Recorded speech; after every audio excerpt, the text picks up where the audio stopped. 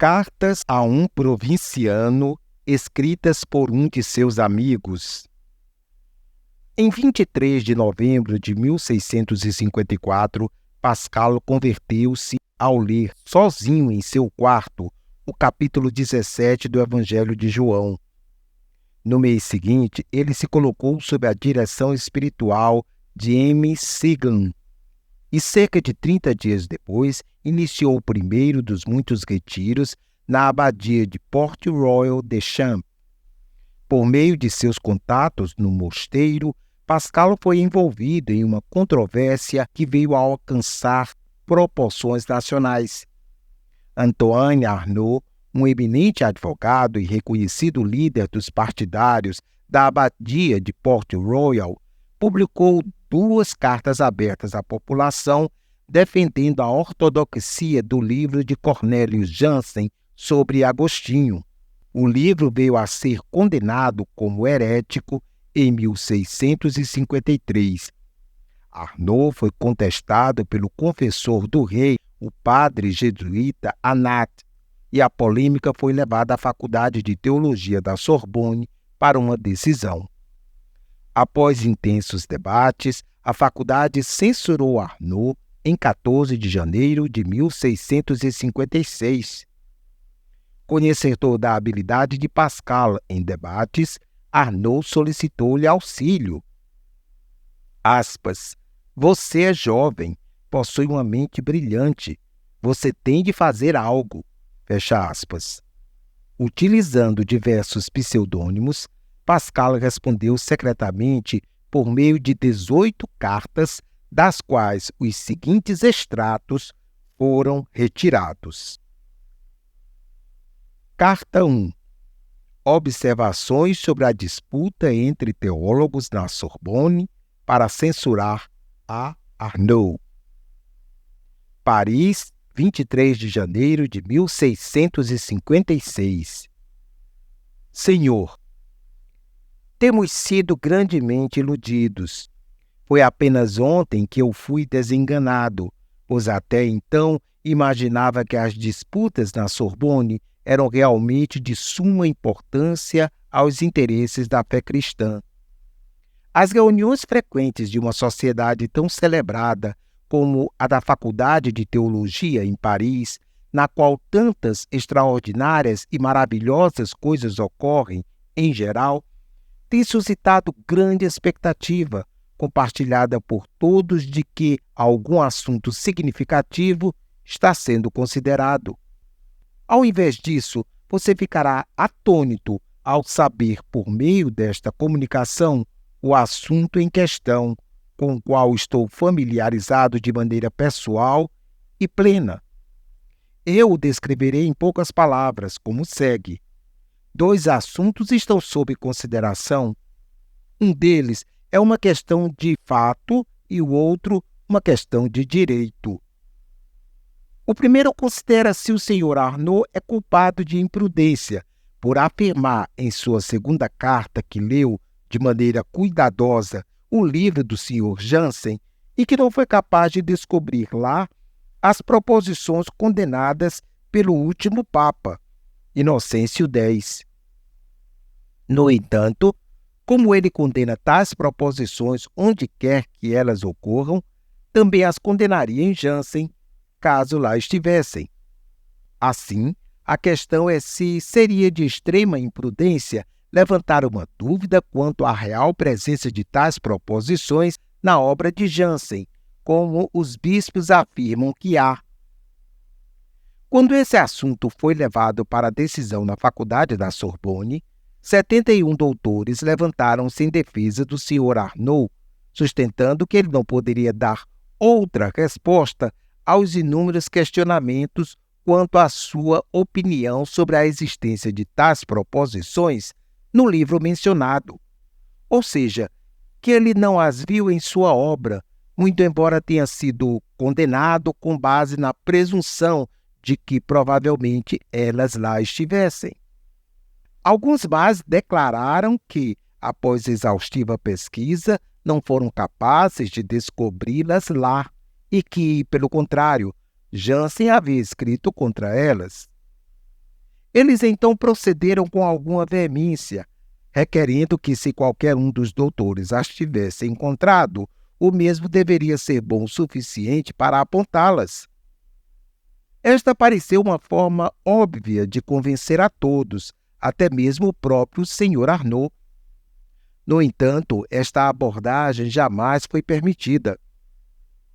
Pelo contrário, os procedimentos contra ele foram realizados por 80 doutores seculares e cerca de 40 monges franciscanos que condenaram a afirmação do Sr. Arnaud sem qualquer tentativa de examinar se a acusação era verdadeira ou falsa.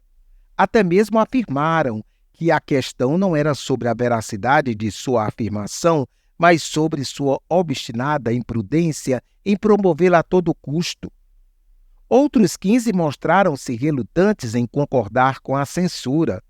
Nós os chamamos de os indiferentes. A questão do fato termina aqui, com a qual confesso não estar muito preocupado, pois a minha própria consciência não é afetada, seja o Sr. Arnaud culpado de imprudência ou não.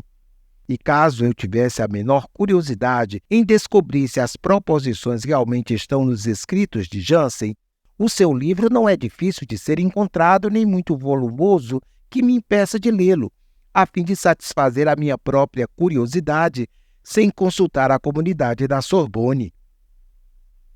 Se tivesse receio de eu mesmo ser considerado imprudente, estaria disposto a concordar com a maioria dos que tenho encontrado e que creem na afirmação de que as proposições estão na obra de Jansen.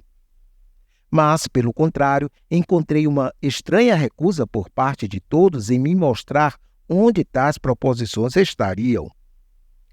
Eu não tenho encontrado uma única pessoa que pudesse me afirmar que realmente as leram com seus próprios olhos.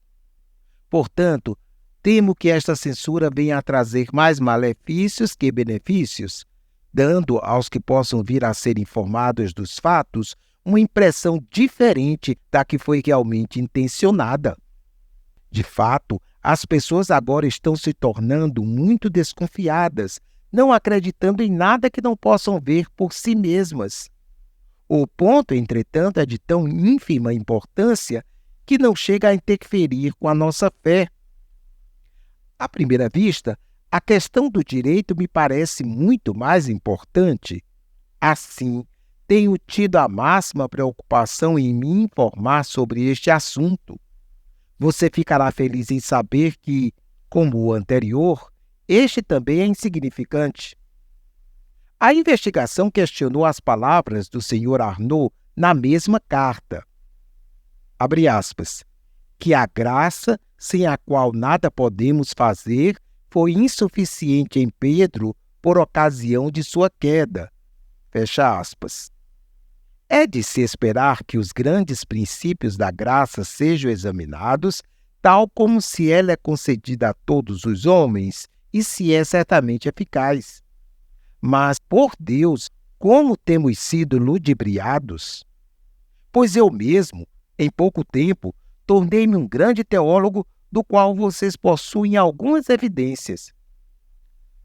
Para descobrir a verdade, procurei o meu vizinho mais próximo, o Sr. N., um doutor do Colégio de Navarre, que é, como você sabe, um dos mais ferrenhos opositores dos jansenistas.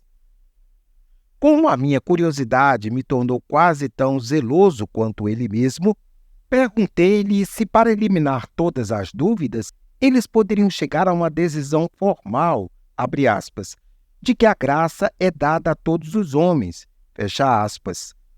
Porém, ele respondeu com extrema rudeza, dizendo que aquele não era o ponto, embora alguns de seu grupo argumentassem que, abre aspas, a graça não é concedida a todos, fecha aspas, e que mesmo os examinadores haviam declarado na Assembleia Geral que esta opinião era problemática.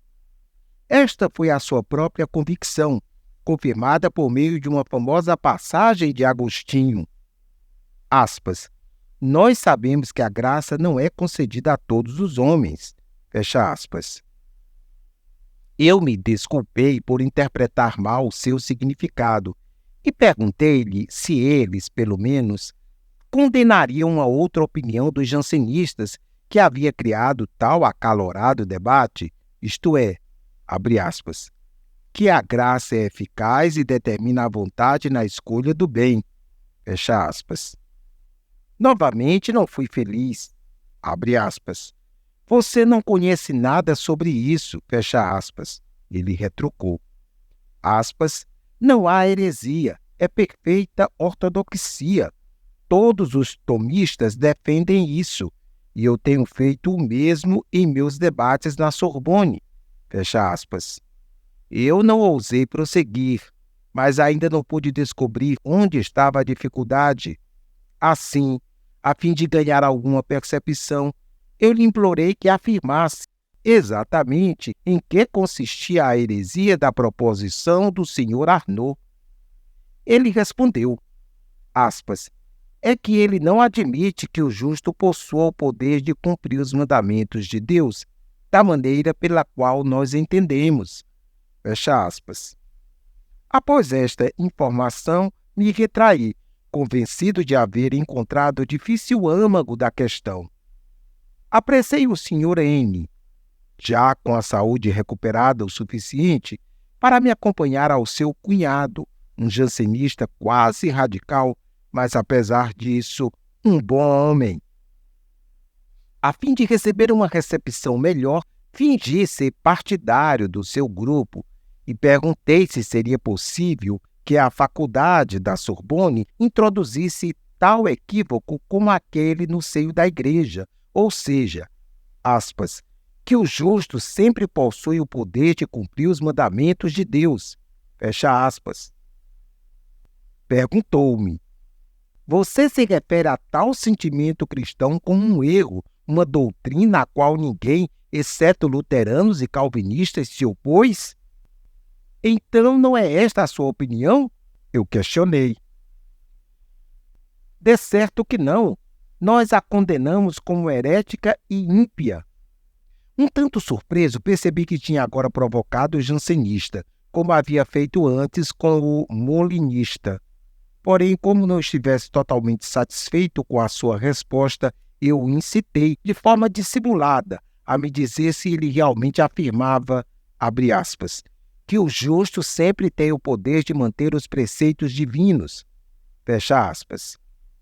Ele se enervou com isso, claro que com um zelo santo, e me disse que jamais disfarçaria suas opiniões por nenhuma razão no mundo. Em sua firme crença, e tanto ele quanto seus partidários a defenderiam até o fim, como uma genuína doutrina tanto de Tomás de Aquino quanto de Agostinho, seu mestre. Ele falou com tamanha seriedade que eu não pude desacreditá-lo. Desse modo, voltei de imediato ao meu primeiro interlocutor para assegurar-lhe com extrema satisfação que tinha a certeza de que, em breve, a paz na Sorbonne seria restabelecida, pois os jansenistas concordavam sobre a questão de o justo possuir poder para cumprir os mandamentos. Eu apresentaria isso e faria todos escreverem com o próprio sangue. Espere, ele me disse. Um homem deve ser um excelente teólogo para discriminar estas sutilezas.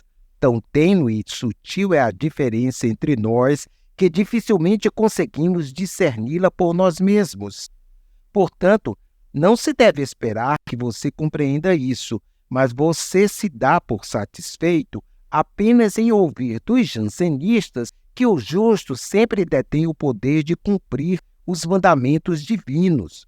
Nós não contestamos isso, mas eles não lhe informarão que isto é poder adjacente. Este é o ponto. Este termo era totalmente novo e absurdo para mim. Eu imaginei que havia compreendido toda a situação, mas agora tudo havia ficado obscuro novamente. Quando solicitei alguma explicação, ele fez disso um grande mistério e despediu-se sem me dar qualquer satisfação, de modo a inquirir os jansenistas sobre se eles admitiam este poder adjacente. Para não me esquecer disso, corri ao encontro de meu amigo jansenista e após os primeiros cumprimentos, perguntei-lhe: "Você admite o poder adjacente?" Ele começou a rir e friamente respondeu: "Você me diz o que isso significa e então estarei preparado para lhe revelar o que creio." Porém, como não fazia a menor ideia, não consegui responder. Vagamente eu disse: "Eu compreendo isso no mesmo sentido dos molinistas." "Ah, e a qual dos molinistas você se refere?" "Todos eles", disse eu, "já que eles compreendem um mesmo corpo e compartilham o mesmo espírito." "Você sabe muito pouco a respeito deste assunto", ele disse. "Eles são tão desunidos entre si que a única coisa com a qual todos concordaram foi em arruinar o Sr. Arnaud.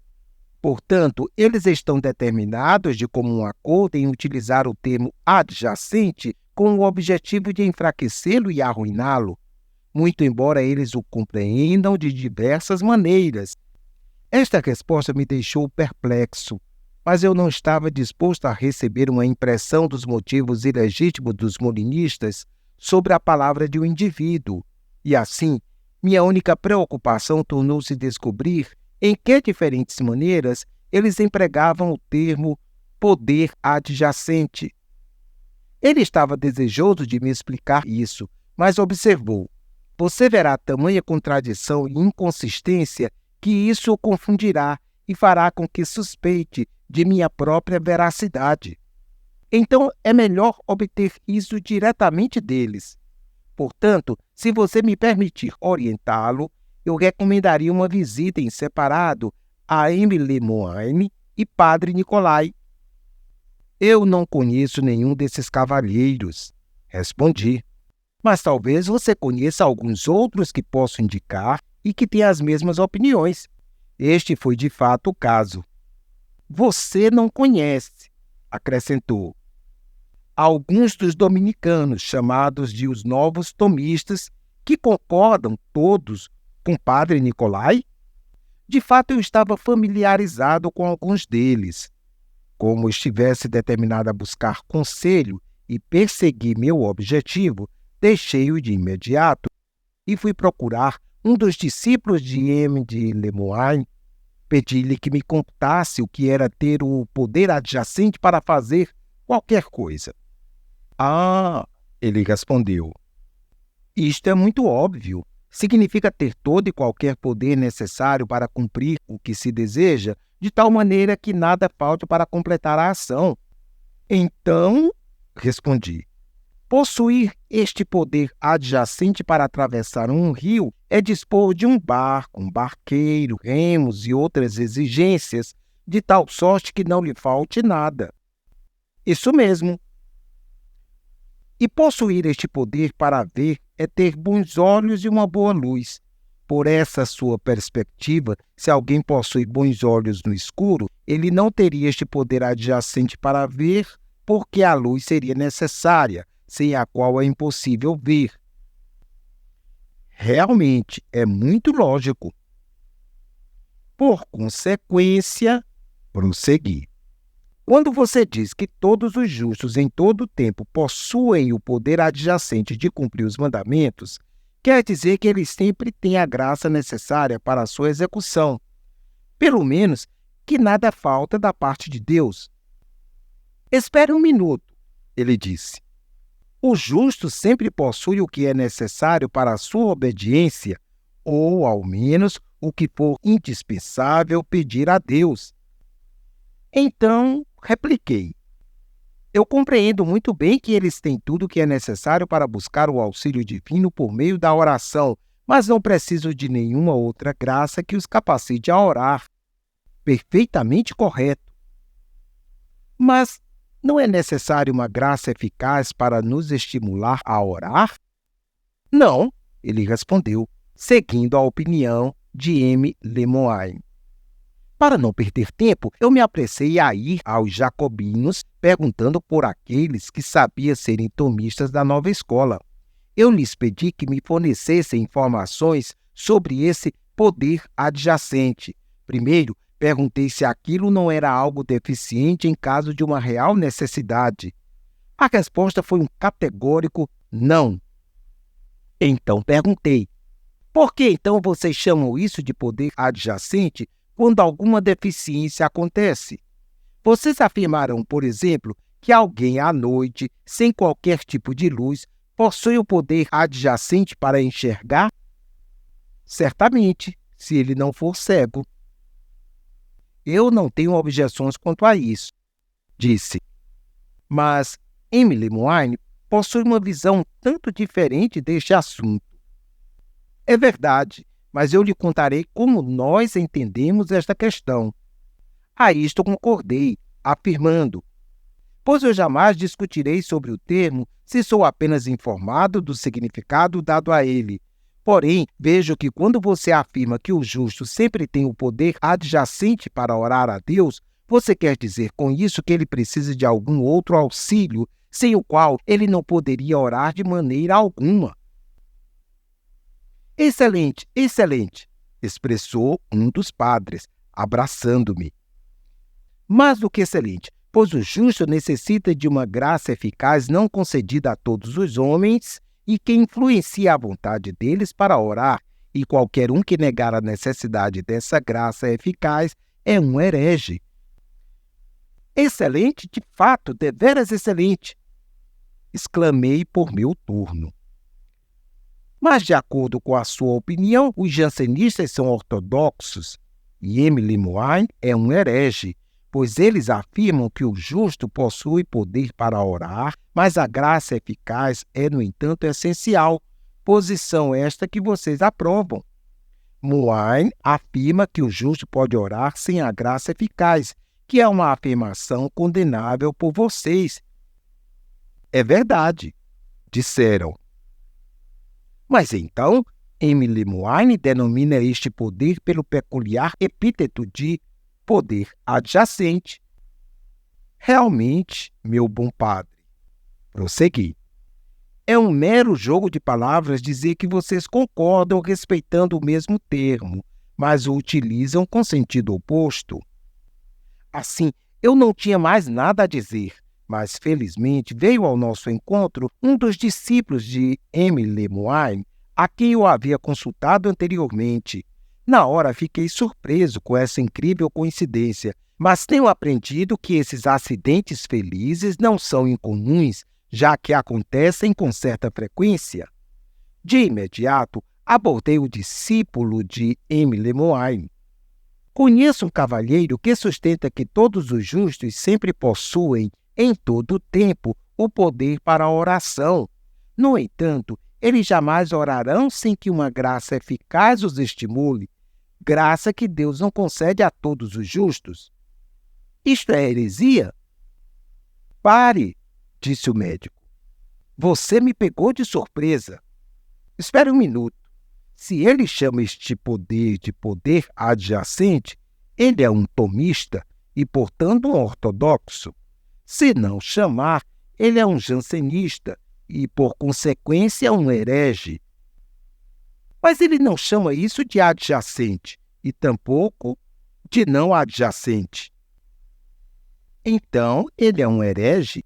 Eu apelo a estes bons padres. Entretanto, eu não obtive a opinião desses juízes, pois eles já tinham dado a sua concordância com um significativo aceno com a cabeça, e então prosseguiram. O cavalheiro recusa-se a adotar o termo adjacente porque não consegue obter uma explicação para ele. A esta altura, um dos padres estava a ponto de nos favorecer com uma definição, porém o discípulo de Emily Moine o interrompeu dizendo: por que você quer reacender os nossos ferrenhos debates? Não fizemos um acordo para não dar explicações sobre o termo adjacente e utilizá-lo em ambos os lados, sem definir o significado? Ele, de imediato, concordou. Agora, eu tinha sido introduzido ao segredo. Levantando-me para partir, exclamei: padres, eu me sinto extremamente apreensivo de que todo este caso é um mero conchavo, e seja o que for que resulte de nossas reuniões, eu me aventuro a predizer que qualquer que seja a censura a ser infligida, a paz não será estabelecida. Pois se há um acordo para pronunciar o termo adjacente sem lhe dar qualquer definição, cada um dos grupos irá reivindicar a vitória. Os dominicanos irão dizer que o termo é compreendido no sentido deles. Emile Moine irá afirmar o mesmo em seu benefício, e os debates sobre o significado desta palavra se sucederão com muito mais frequência que a sua simples introdução. Porém, será indigno da Sorbonne e da Faculdade de Teologia fazer uso de termos ambíguos sem lhes dar qualquer explicação. Pela última vez, lhes pergunto, o que é isto em que devo crer a fim de ser um cristão ortodoxo?